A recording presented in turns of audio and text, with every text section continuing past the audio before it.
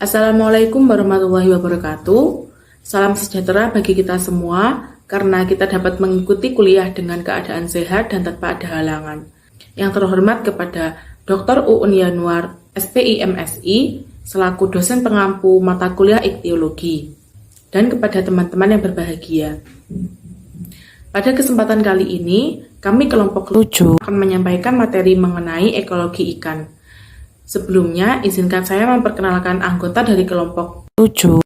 Yang pertama yaitu saya sendiri, Sylvia Nadhiratul Hidayah. Yang kedua yaitu Nadila Faziatul Laili. Yang ketiga yaitu Cynthia Ardin Santoso. Baik, untuk mempersingkat waktu, langsung saja pada inti materi. Untuk materi yang pertama, kami membahas pengertian ekologi. Ekologi berasal dari bahasa Yunani yang terdiri dari dua kata, yaitu oikos dan logos.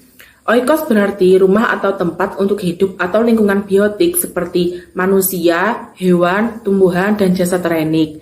Dan lingkungan abiotik yaitu salinitas, suhu, dan yang lainnya. Sedangkan logos yang berarti ilmu pengetahuan. Sehingga dapat disimpulkan bahwa ekologi didefinisikan sebagai ilmu yang mempelajari hubungan timbal balik antar makhluk hidup dengan lingkungannya. Atau ilmu yang mempelajari pengaruh faktor lingkungan terhadap jasad hidup. Pengertian ekologi ikan. Ikan adalah anggota vertebrata poikilotermik atau berdarah dingin yang hidup di air dan bernafas dengan insang. Ikan merupakan kelompok vertebrata yang paling beraneka ragam dengan jumlah spesies lebih dari 27.000 di seluruh dunia. Secara taksonomi, ikan tergolong kelompok parapiletik yang hubungan kekerabatannya masih diperdebatkan. Biasanya, ikan dibagi menjadi ikan tanpa rahang, seperti kelas Agnatha, di mana 75 spesies termasuk lamprey dan ikan hak, serta ikan bertulang rawan seperti kelas Chondrichthyes, di mana 800 spesies termasuk hiu dan pari, dan sisanya tergolong ikan bertulang keras atau kelas Osteichthyes. Faktor-faktor pembatas di perairan. Yang pertama yaitu suhu air. Mempunyai beberapa sifat unik yang berhubungan dengan panas yang secara bersama-sama mengurangi perubahan suhu sampai tingkat minimal, sehingga perbedaan suhu dalam air lebih kecil dan perubahan yang terjadi lebih lambat daripada udara. Sifat yang terpenting adalah panas jenis yang tinggi, panas fusi yang tinggi, panas evaporasi yang tinggi, kerapatan air tertinggi terjadi pada suhu 40 derajat Celcius. Walaupun variasi suhu dalam air tidak sebesar di udara, hal ini merupakan faktor pembatas utama karena organisme akuatik seringkali mempunyai toleransi yang sempit atau stenotermal. Maka, walaupun terjadi populasi panas yang sedang oleh manusia, akibatnya dapat amat luas. Perubahan suhu menyebabkan pola sirkulasi yang khas dan stratifik mempengaruhi kehidupan akuatik. Faktor yang kedua yaitu kejernihan. Penetrasi cahaya seringkali dihalangi oleh zat yang terlarut dalam air, membatasi zona fotosintesa, di mana habitat akuatik dibatasi oleh kedalaman. Kekeruhan utama disebabkan oleh lumpur dan partikel yang dapat mengendap. Seringkali penting sebagai faktor pembatas. Sebaliknya, bila kekeruhan disebabkan oleh organisme, ukuran kekeruhan merupakan indikasi produktivitas. Faktor yang ketiga yaitu konsentrasi garam biogenik. Nitrat dan fosfat sampai batas tertentu tampaknya terbatas jumlahnya hampir pada semua ekosistem air tawar. Dalam air danau dan aliran air dengan kesadaran rendah, kalsium dan garam-garam lain juga tampaknya terbatas, kecuali pada beberapa mata air mineral. Bahkan pada air dengan kesadaran tertinggi hanya mempunyai kadar garam atau salinitas kurang dari 0,5% dibanding dengan 30-37% dalam air laut. Habitat-habitat ikan. Yang pertama yaitu di air tawar. Habitat air tawar dapat dibagi menjadi dua, yaitu air tergenang atau habitat lentik. Lentik ini berasal dari kata lenis yang berarti tenang, seperti danau, kolam, rawa, atau pasir terapung. Yang kedua yaitu air mengalir atau habitat lotik. Lotik ini berasal dari lotus yang berarti tercuci, seperti mata air, aliran air atau brook creek atau sungai. Selanjutnya ada contoh ikan yang ditemukan di perairan tawar. Secara garis besar ada 6. Yang pertama, ikan primer. Ikan primer adalah kelompok ikan yang tidak atau sedikit bertoleransi terhadap air laut, misalnya Cyprinidae dan Claridae. Yang kedua, ikan sekunder. Ikan sekunder ini adalah kelompok ikan yang sebarannya terbatas pada perairan tawar, tapi cukup bertoleransi terhadap salinitas, sehingga mereka dapat masuk ke laut, misalnya Cicilidae. Yang ketiga, ikan diodromus. Ikan diodromus ini adalah kelompok ikan yang secara regular berada antara perairan tawar dan laut, misalnya sidat dan salmon. Keempat, ikan vicarius.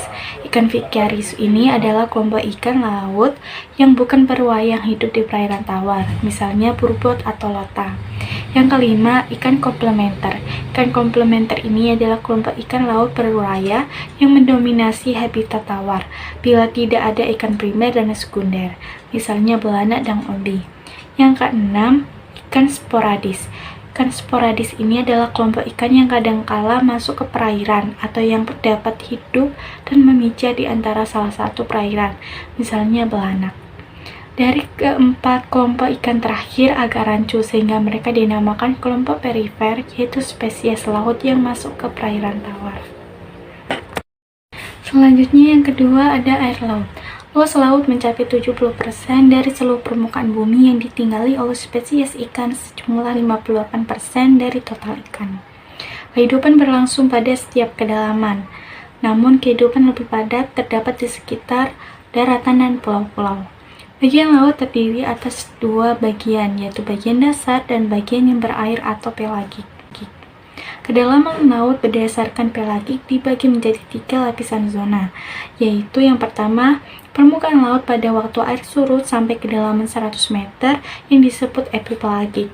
Sampai ke dalam 100 meter itu masih ada fotosintesis oleh flora laut dan dihuni oleh ikan-ikan eufotik.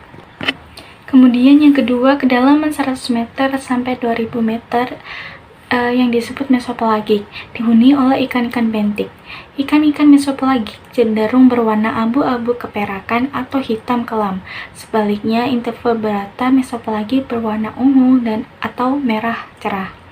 Yang ketiga, kedalaman 2000 meter sampai 4000 meter yang disebut batial pelagik, dihuni oleh ikan-ikan batial.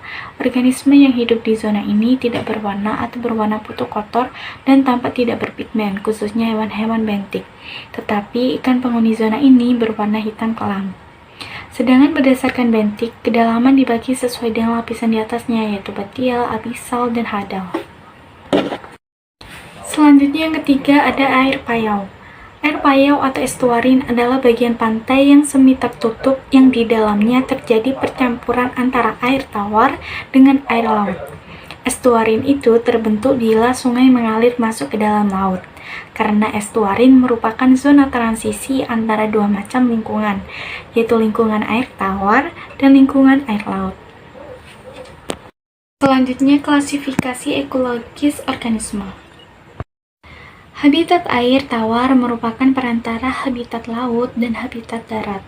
Penggolongan organisme dalam air dapat berdasarkan aliran energi dan kebiasaan hidup. Yang pertama, berdasarkan aliran energi, organisme dibagi menjadi 3, yaitu autotrof, pagotrof, dan saprotrof. Autotrof atau produsen yang meliputi tanaman hijau dan mikroorganisme kemosintetik. Kemudian pagotrof atau konsumen makro meliputi herbivora, predator, dan parasit. Yang terakhir saprotrof atau konsumen mikro atau pengurai, diklasifikasikan sesuai dengan bahan organik yang diuraikan. Berdasarkan kebiasaan hidup organisme dibedakan sebagai berikut, yaitu yang pertama ada plankton, terdiri atas fitoplankton dan zooplankton. Organisme mengapung yang arah pergerakannya kira-kira tergantung arus. Walaupun beberapa zooplankton menunjukkan gerakan berenang yang aktif yang membantu mempertahankan posisi vertikal, plankton secara keseluruhan tidak dapat bergerak melawan arus. Yang kedua ada nekton, organisme yang dapat berenang dan bergerak dengan kemauan sendiri, misalnya ikan, amfibi, dan serangga air besar. Yang ketiga ada neuston, organisme yang mengapung atau berenang di permukaan air atau bertempat pada permukaan air, misalnya serangga air. Yang keempat ada perifiton, merupakan tumbuhan atau hewan yang melekat atau bergantung pada tumbuhan atau benda lain, misalnya keong. Yang kelima, bentos, hewan dan tumbuhan yang hidup di dasar atau hidup pada endapan. Bentos dapat sesil atau melekat atau bergerak bebas, terdiri dari filter feeder, yaitu kerang, deposit feeder, yaitu siput. Berdasarkan habitat hidupnya, terdiri dari 2 habitat, yaitu habitat lentik dan habitat totika. Yang pertama, habitat lentik. Komunitas tumbuhan dan hewan tersebar di danau sesuai dengan kedalaman dan jaraknya dari tepi. Berdasarkan hal tersebut, danau dibagi menjadi 4 daerah, yaitu sebagai berikut. Yang pertama, daerah litoral. Daerah ini merupakan daerah dangkal. Cahaya matahari menembus dengan optimal. Air yang hangat berdekatan dengan tepi. Tumbuhannya merupakan tumbuhan air yang berakar dan daunnya ada yang mencuat ke atas permukaan air. Yang kedua, ada daerah limnetik. Daerah ini merupakan daerah air bebas yang jauh dari tepi dan masih dapat ditembus sinar matahari.